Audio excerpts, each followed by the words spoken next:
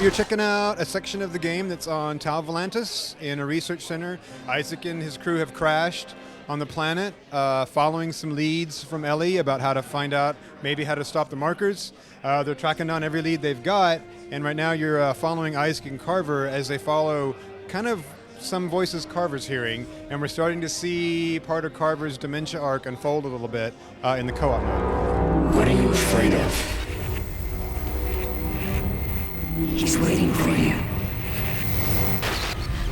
You're following what you think are leads about where Ellie is sending you to go and look for things about this marker, stopping the marker quest she's on. And when you find Carver chasing down these other pieces, it may not lead exactly where you want to go, and you'll see from the demo it sort of is disturbing, and it sort of hints at what might happen to Carver later, and it sort of shows him following the same path Isaac went down to on the last couple of games.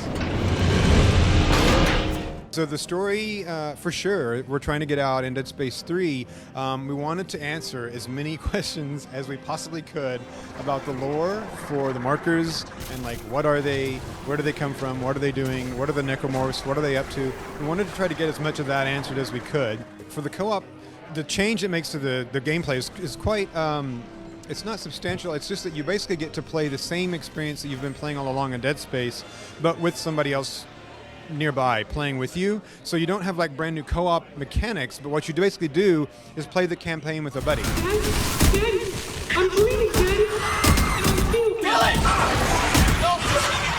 Hang on! So as we play the demo here, when you have your headphones on and you've got the mic, you've got someone you're talking to the whole time, and you're asking, "Did you hear that? Did you hear that? Like, what's that? What's that over there? Did you see that?" And so you can kind of be in the horror movie together with co-op. But it's important to emphasize that that's the co-op mode, and when you don't have co-op mode going, and you're in single player, it's just the traditional Dead Space experience. There's not an AI buddy running around with you, right? It's just you. So Dead Space 3 should have what everybody is expecting. Will have as new, not all new enemies, but there will be some new enemies, so you should expect that, which would be great. You'll have new characters in the story, which will be great.